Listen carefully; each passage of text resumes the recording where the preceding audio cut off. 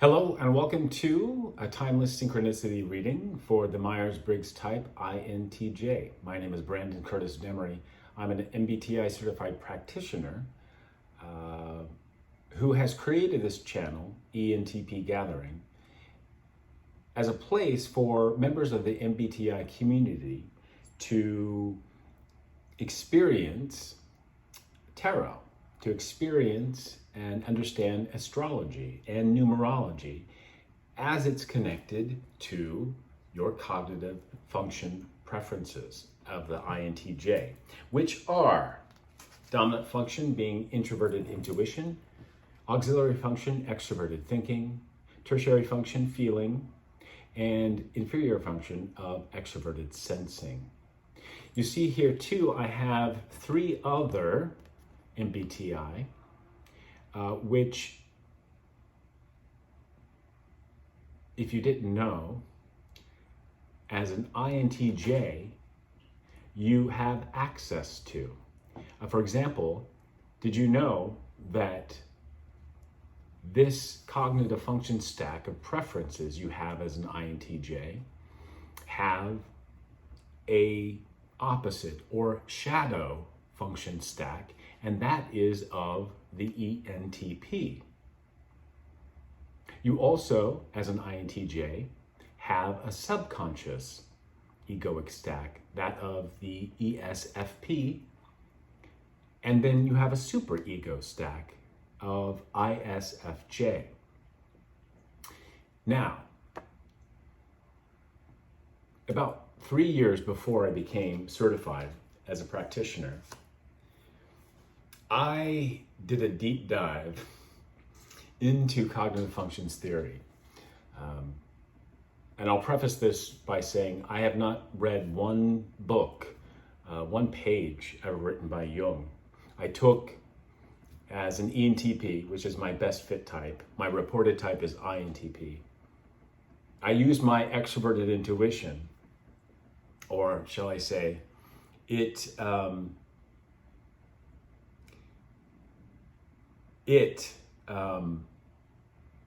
began seeing combinations or connections in my life, in my 3D environment, that I could no longer write off as mere coincidence, and began experiencing in my study of the cognitive functions and looking for the subjective experience of those function preferences in my own life, in my own person. I discovered that what I believed to be coincidence was not coincidence, and was actually, I was experiencing synchronicity for the first time in my life. So think deja vu, seeing seeming coincidence in my life that I could no longer write off as chance, as random chance. No, it was my intuition showing me that there are no coincidences. It was my higher self showing me that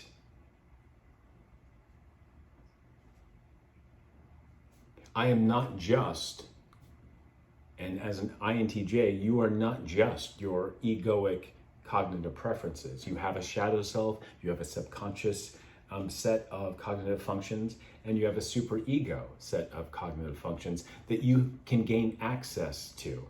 But first, one has to be able to drop into those subconscious or shadow functions to be able to recognize synchronicity in your life.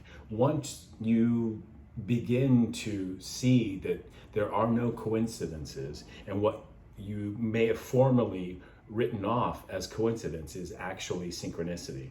As an INTJ with introverted intuition as your dominant function, you most likely live in a sea of synchronicity. And I'm hoping that these readings will show you the interconnectedness between your cognitive function preferences and the experience of the 3D world around you. highly intuitive, of course. And I did mention that I'm an ENTP. So as I was learning the cognitive functions and looking for the subjective experience of those functions in my own personal life, I discovered how to drop into my shadow functions, how to switch extroverted intuition, which is my dominant function as an ENTP, and switch it to introverted intuition. I actually accessed my shadow self here in the third function, where as an ENTP, it's FE, and as an INTJ, it's FI for you. 3, or this third position, 3 in numerology is the first number that can create a pattern. It's highly creative, as are numbers 6 and 9, which is at the root of Nikola Tesla's quote about the magnificence of the 369. It goes something like this, and I'm paraphrasing. If you only understood the magnificence of 369, you would hold the key to the universe. And synchronicity, the synchronicity in my relationship to INTJs I discovered was immense. I've been a fan. When I started learning the cognitive functions, at the same time I was also going down a rabbit hole of ancient civilizations and learning the other types. As I was learning my own preferences, I was immediately drawn to INTJs. They're my favorite type. There aren't many of you out there. You are so rare, like Tesla was.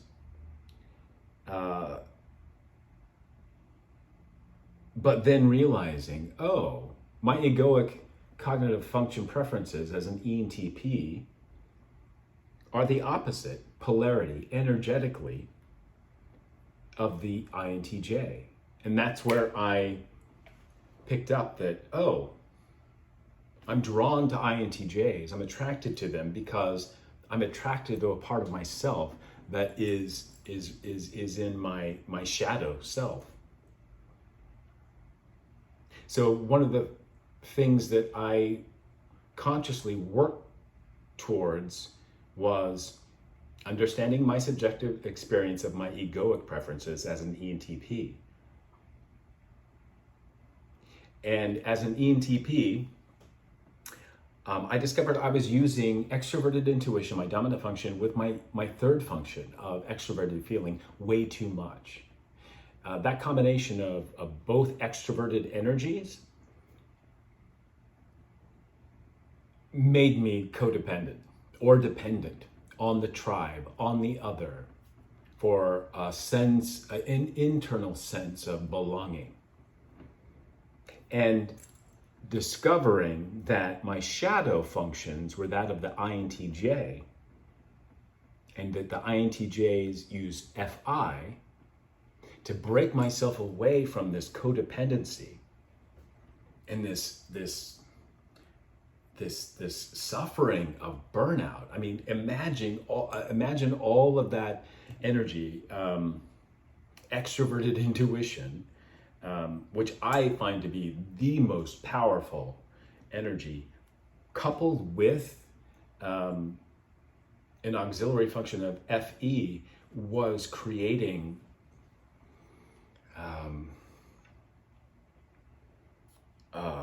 an explosion of energy that I was not reciprocal. I was giving way too much, being way too codependent or dependent on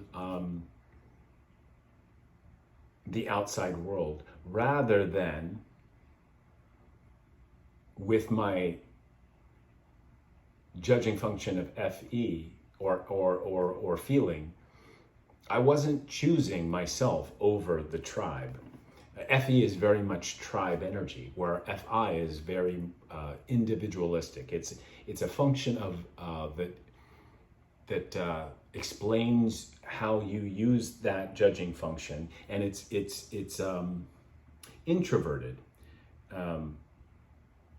feeling, which is all about your own personal value. So in order to break free of any codependent relationships I had to start choosing myself and choosing what I liked, and giving myself the energy that I was putting out into the world. For the INTJ, in order for you to drop into your shadow functions, that of the ENTP, I would first start with your third function of FI. And I know you are recluses. A lot of you identify with the Enneagram 5, very scientific.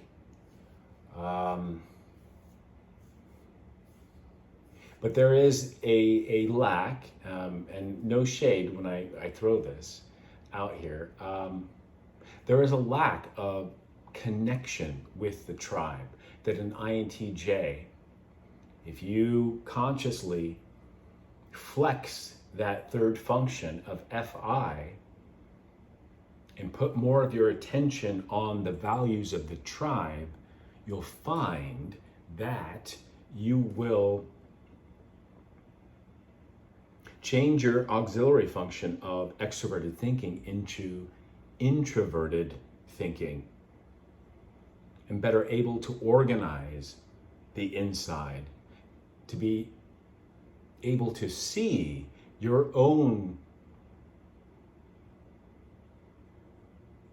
internal structure and how it may differ from the tribe's wants, desires, needs of FE, or how they feel. INTJs that I know are very deep. Still waters run deep. And it's when you as an INTJ can cognitively flex that FI function into an FE and put and look to the values of what the tribe finds important or useful in life, you'll begin to make that connection with the tribe that I feel that often INTJs are lacking. They want it, but there is an amount of anxiety and fear about making that connection, about putting the tribe's wants and needs before your own, because you're so used to this egoic use of FI in your preferences. So, without further ado, I'm using 2 decks here, and you should look at this reading as an intuitive exercise. Look for the synchronicities, or what you might consider coincidences in life, because I'm going to be talking about the cognitive functions. We're going to tap into the collective of the INTJ. Everybody who clicks on this video, you're given over your energy, and this is the energy that I'm picking up. No matter when you view this video, know that by clicking on it, by liking it, and certainly leaving a comment about this reading, you are going to create a reciprocal exchange of energy that will provide you, through this reading,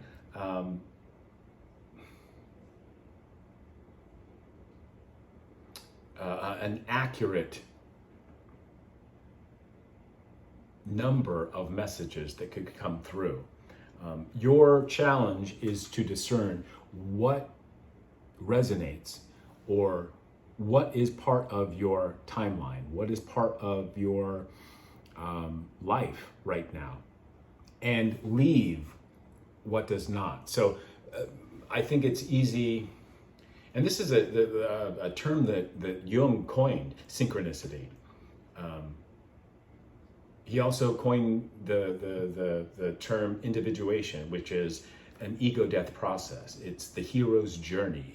It's doing the dark night of the soul, diving into the shadow self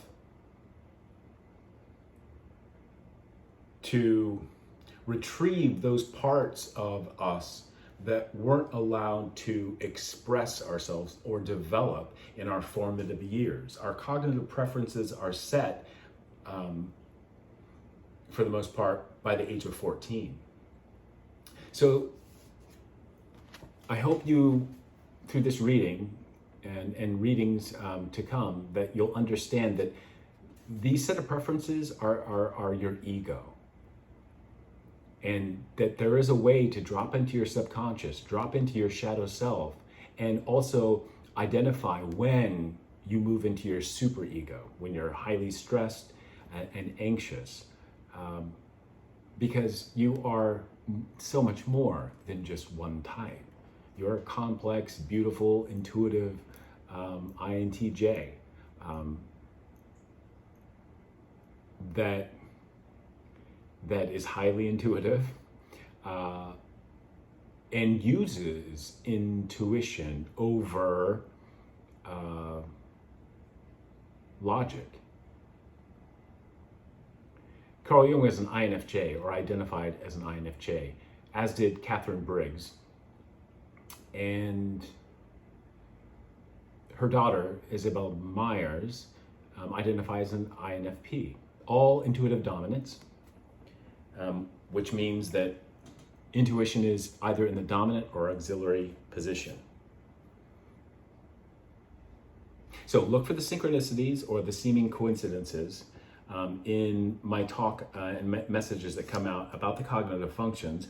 And I'm going to use a synchronicity oracle deck by Etan Ilfeld. And I'm using the Intuitive Goddess tarot deck, a full set of tarot cards. There are 78. 22 of them, or the major arcana, are the hero's journey. Then there are 16 that are court cards. There's a king, a queen, a knight, and a page, which represents a court for each of the elements: fire, water, earth, and air. We'll talk about how those elements actually relate to the cognitive functions in an interesting way. And in the tarot, it's by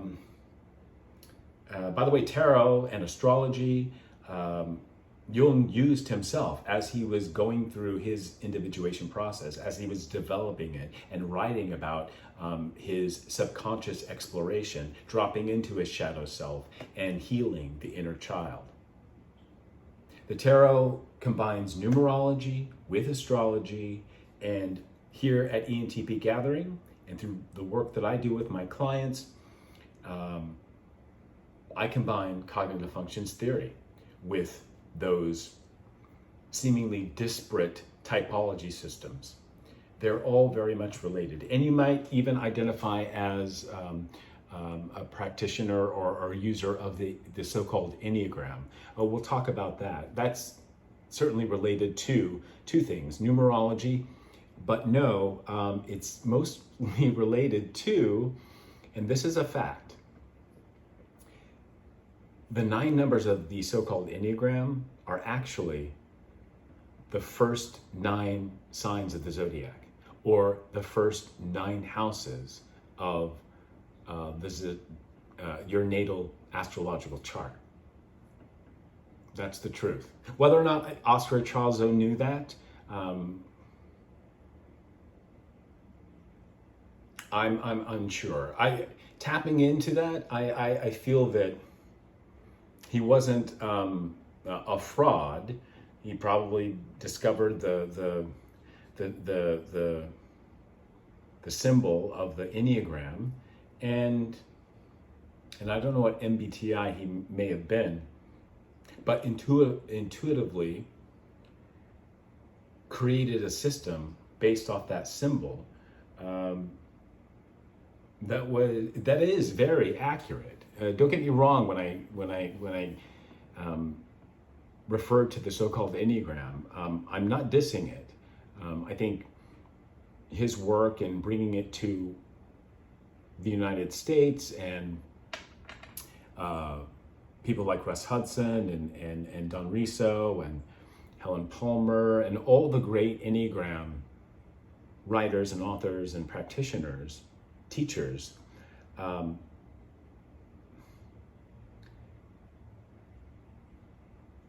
all the information that has come out of the Enneagram community is accurate, but know that it's all taken from astrology. So for example, the Reformer, Enneagram 1, is house 1. This is Aries energy. This is Mars energy. This is masculine cardinal fire energy. House 1 of our zodiac its motto is I am. It's the place in our astrological chart where our spirit comes in at the time of our birth. If you do believe in a higher power. I did not as an ENTP until I got deep into cognitive functions theory and then astrology and tarot and further developed my intuition by dropping into my shadow functions, which are your egoic cognitive preferences of an INTJ. And I did that by flexing my third function of feeling, and started choosing myself and what I valued over that of the tribe. So use it as an intuitive exercise. Look for the synchronicities in this reading.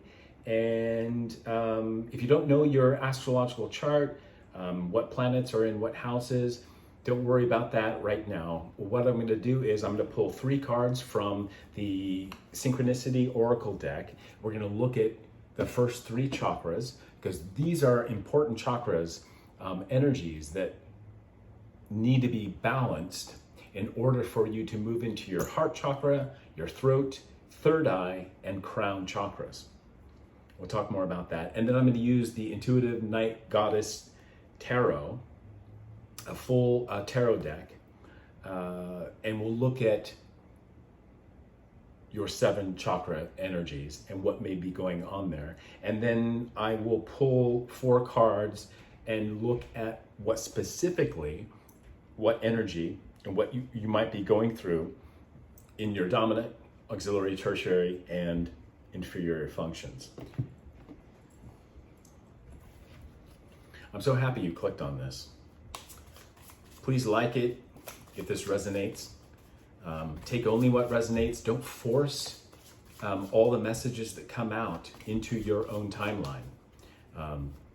Practice discernment and be open. Open up your intuition.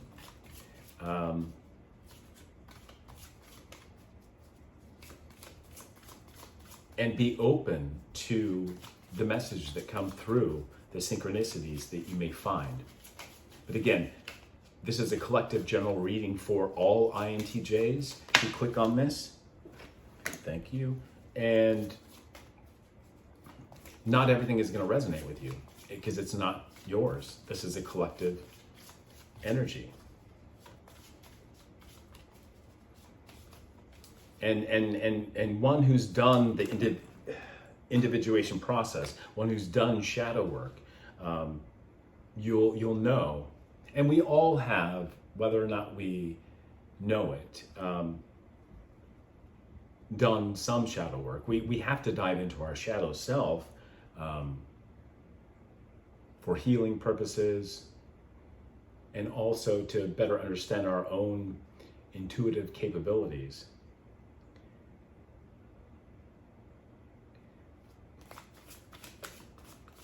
Know that this individuation process, this ego exploration and killing off of the parts of our ego that no longer serve us, going into our shadow function and picking out those energies of our inner child that weren't allowed to be expressed, and then replacing any sort of negative egoic functions that are no longer serving serving us is, in a nutshell, shadow work. Being able to transmute those energies that block us in our everyday life. Our ego is there to protect us and guide us, but sometimes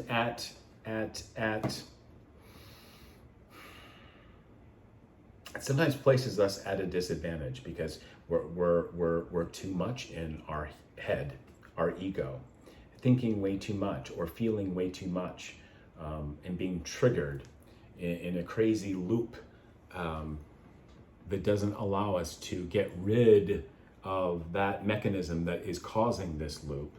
And it doesn't allow us to drop into our deeper, more intuitive inner child and the magic and the gifts that child holds. Know too that everybody has a masculine and feminine. So when I refer to masculine and feminine energies, just take what resonates. All right, so what I'm looking for in this deck of cards, in these first three, are the connecting images. This deck is comprised of 57 archetype symbols that have meaning, and I'm going to look for the connection between the root chakra and then the sacral, and then we'll look for the connecting image from the sacral to the solar plexus that will give me an idea of where you might be right now. Take only what resonates. The first connecting image is the quill and ink. So you may be a writer,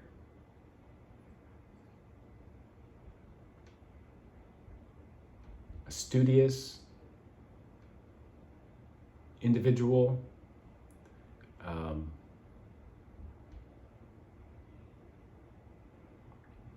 a recorder of events, of history,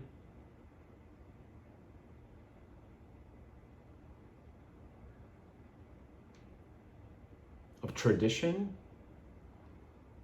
esoteric knowledge and wisdom, of communication. The root chakra is all about where we hold our anxiety, our fears. It's where it's earth energy and should be grounded. If not, the remaining chakras, as we go from root to crown, aren't balanced if we don't have a strong foundation. You might be in school right now. You might be authoring a book. The sacral chakra is all about feminine energy, water energy. It's creative expression, it's intuition, it's the feminine part of each of us. And it's also the seat of our sacred sexuality. It's where we manifest and give birth to new ideas and inspiration.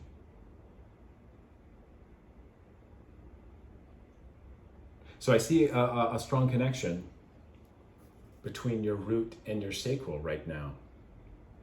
You might be doing some of the internal work, might be recording that work and authoring or penning doing some sort of writing that is helping you clarify things in your life right now.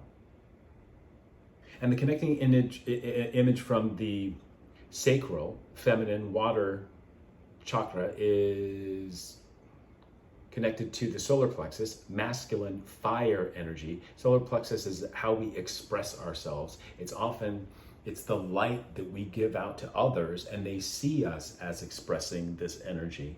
The connecting image is the arrow.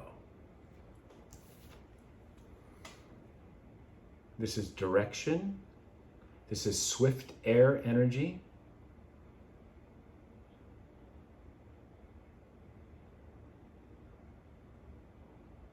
I'm picking up archer and a bullseye Oh, and Zen in the Art of Archery popped up. Great book. I can't remember the name of the author. But it's all about learning. And specifically, learning the process of learning.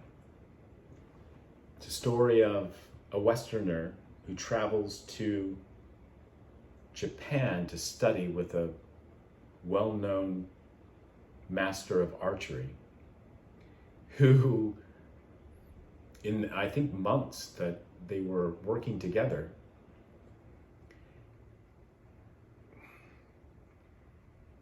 brought out in that student a sense of calmness and stillness, and knowing inside that the more we can let go,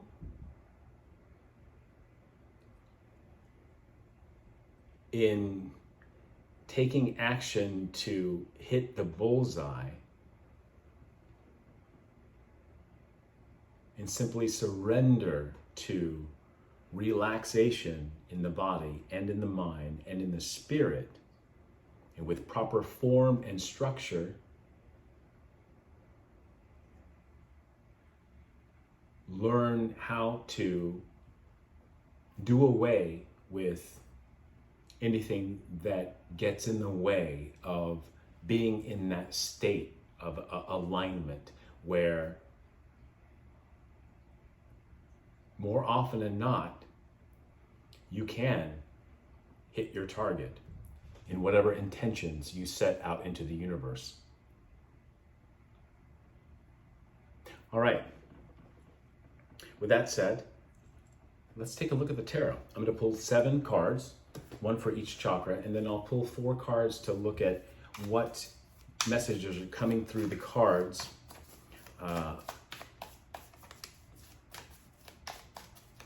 that pertain to or specific to your cognitive function stack of NITE, FISE.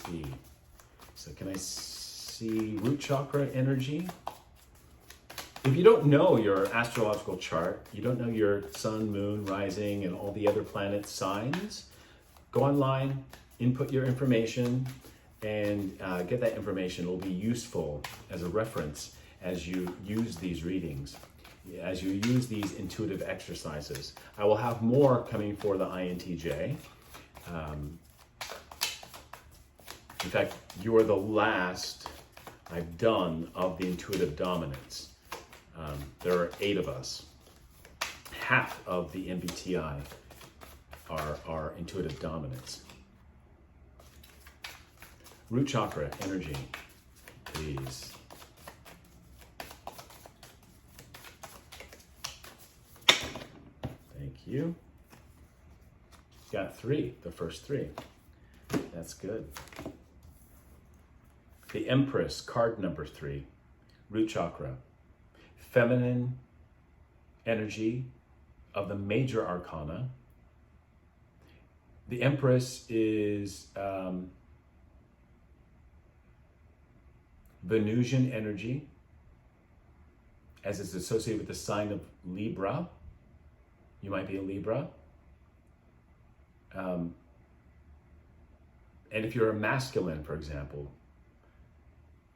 this would be your feminine side, your creative side. 3 is the first number that can create a pattern. It's a very creative number, as are 3, 6, and 9.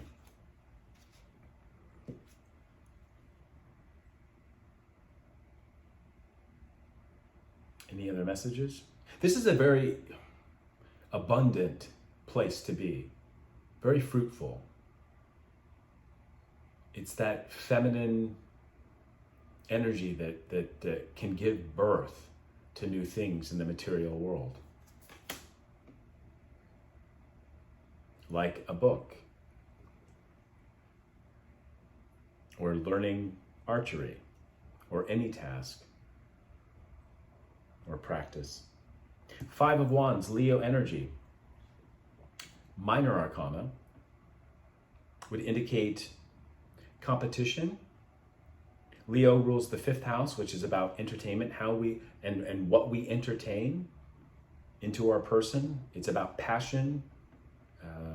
The sun rules the 5th house, or the sign of Leo.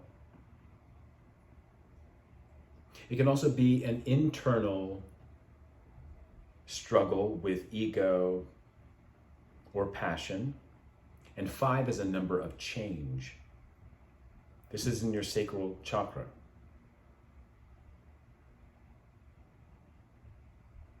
And the root chakra being the Empress, major arcana, air energy.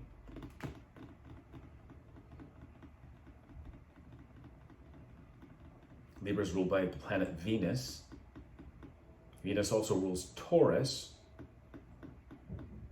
Taurus rules the 2nd house of resources, money, abundance, beauty, love.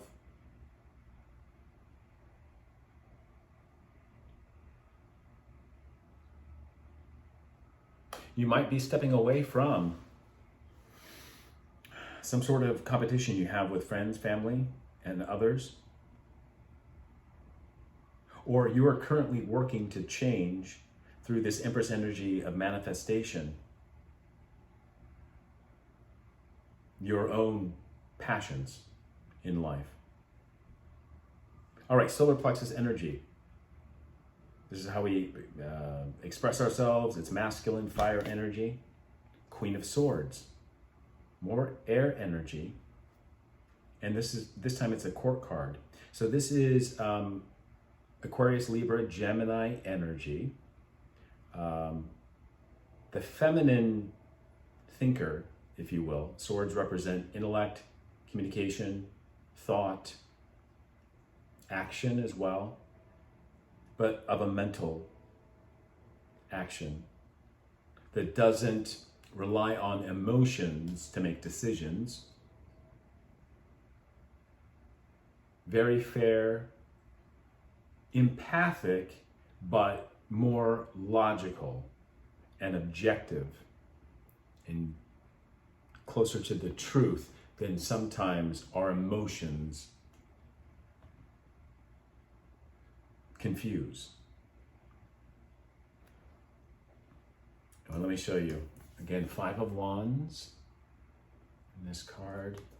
I didn't show you Empress energy, major arcana, and then Queen of Swords, a court card. So this is like the feminine side of the brain working in your life right now.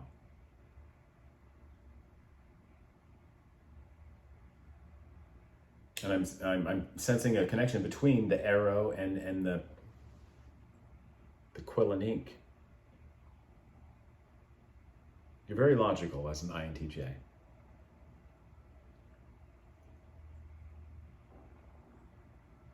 But you're more, oh, interesting. Okay.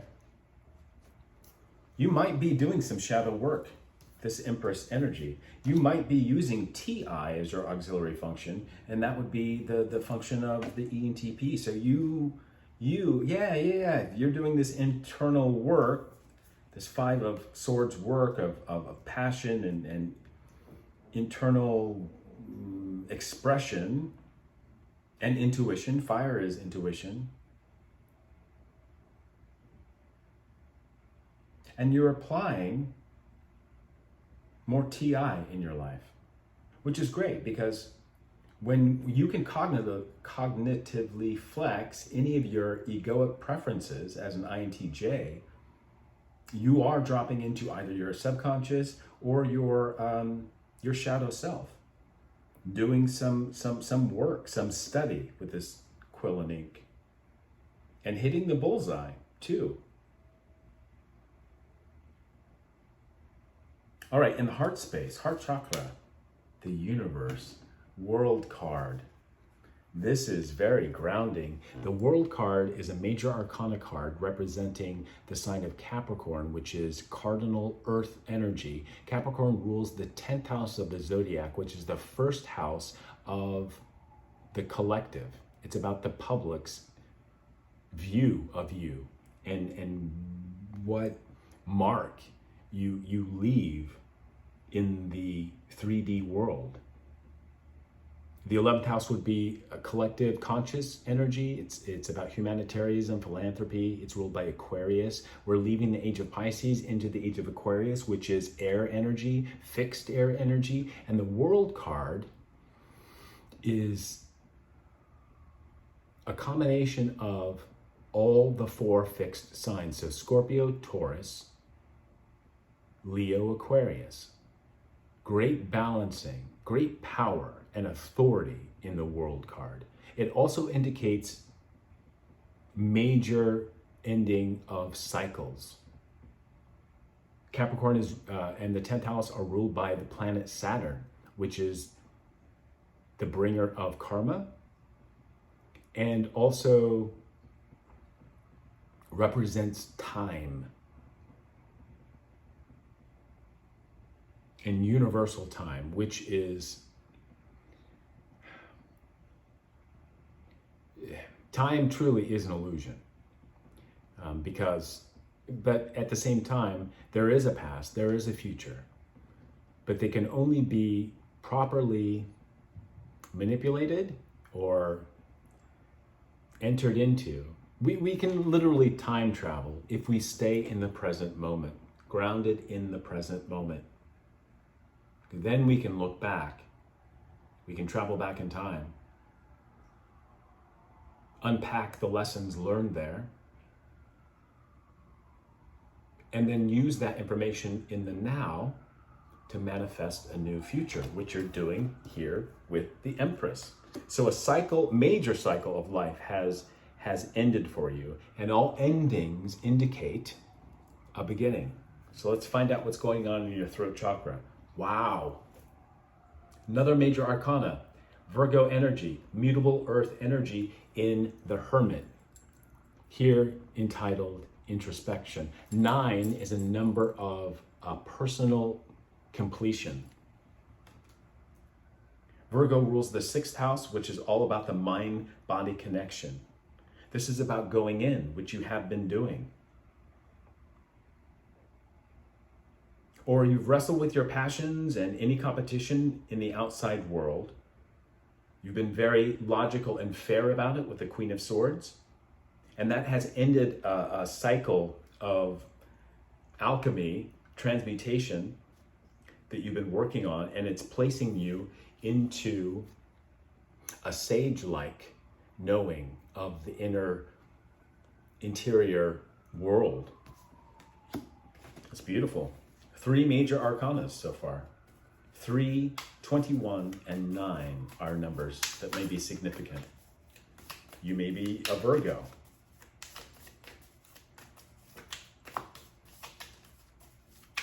All right, third eye. Oh, there we go. Another major arcana. Card number 19, the Sun. And the third eye connects with the solar plexus.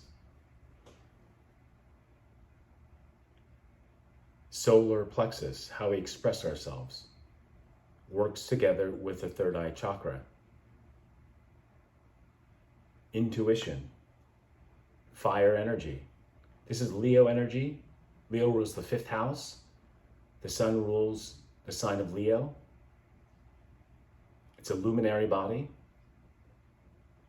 It's about how and what we entertain into our mental space, physical space, into our passions. It's very creative and expressive, masculine fire energy. Said to be the happiest card as well. I also see it as a rebirth card of seeing clarity.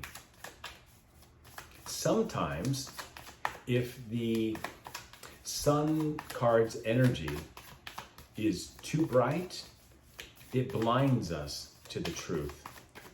But in most cases, it illuminates the darkness so that we can actually see the truth. And with this introspection in the Hermit, that's like, going into a cave, meditating, doing mental, emotional introspection has brought you clarity and illumination in that darkness. This is beautiful. It's also my card of healing the inner child.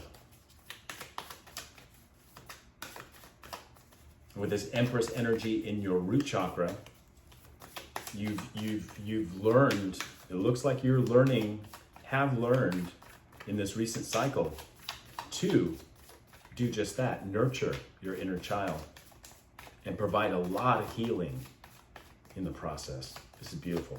All right, last but not least, crown chakra. There we go. Yep, too many. 7 of Cups, Scorpionic energy. 7 and 11 are numbers of heaven, I always say. Synchronicity.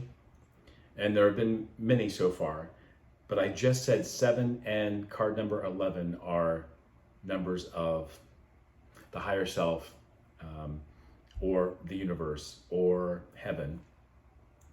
Look at that, bottom of the deck, which I always look at to see, it's an over energy of the cards out on the table. Justice card, Libra energy, more swords. Libra rules the 7th house of our relationships, both the relationship to ourselves, our internal self, and also that internal self relating to others, platonic, romantically. And this is major arcana.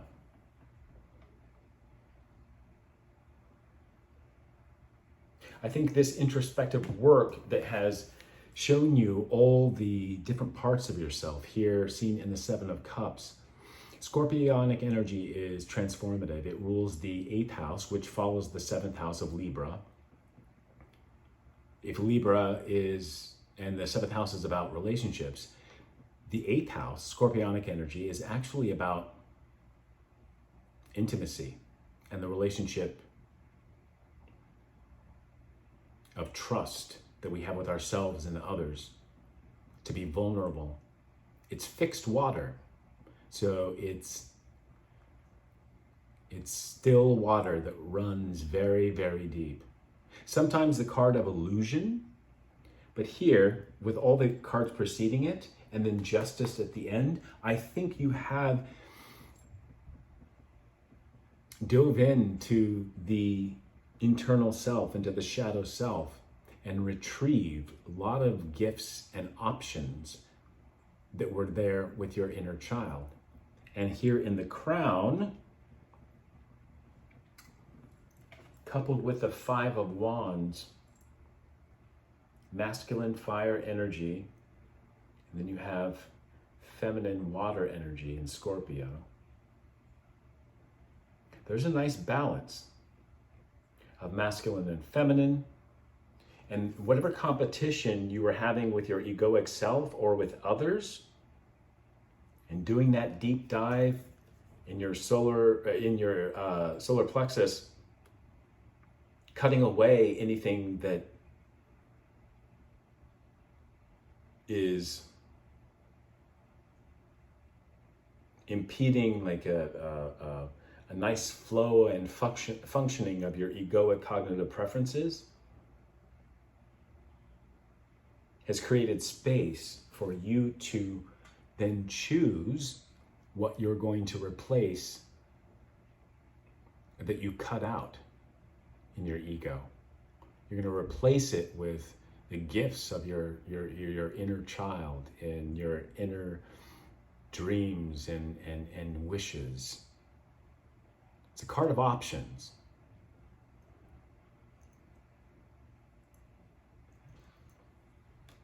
And this work that you're doing has brought you justice. Oh, maybe after some heartbreak with the 3 of Swords, more Libra energy.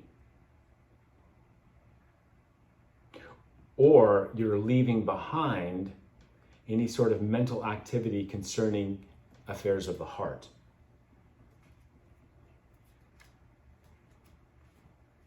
I also see the Moon card, feminine Cancerian energy, Queen of Pentacles, Taurus, Virgo, Capricorn, great manifester energy. And then the Wheel of Fortune, card number 10. I'm picking up that this justice is well deserved, and you should be very happy. Whether that's justice served on your enemies, or the justice you've manifested in your own life that has brought about this new sense of self and connection to the inner child, to the intuition. Beautiful. I'm going to choose one more card from a deck that I've created that is comprised of information about the houses, about the cognitive functions, about the axes of the functions work on. There's some personalities in here, MBTI related stuff. Okay, this wanted to pop out. NESI. That's the perceiving axis of the ENTP. So again, further information or confirmation, a synchronicity that you are highly intuitive and you have dropped into your shadow functions, that of the ENTP. So you are currently working on flexing your cognitive functions of the INTJ and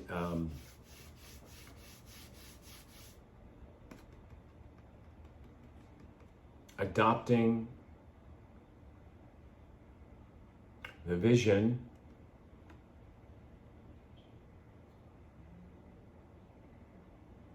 seeing. You're a visionary of the outside world. You're a visionary of the internal, naturally. It's